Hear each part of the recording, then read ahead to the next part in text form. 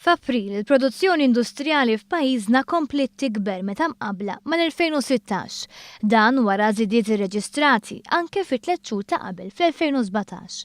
Skont l-Uffiċċju Nazzjonali tal-Istatistika, il-fabbriki f'pajjiżna żiedu l-produzzjoni bi 3.6% f'April u f'ċertu setturi industrijali it-tkabbir huwa brata iktar qawwija.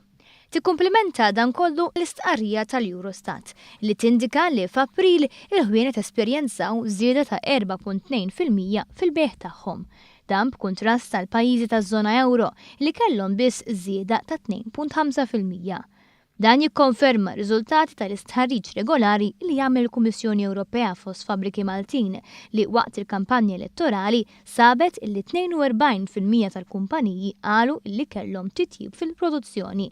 Tant li 25% tal-fabbriki qalu illi ser iżidu l-ħaddiema fit-3 xhur li ġejjin għaliex mhumiex ilaħqu mad-domanda tas-suq.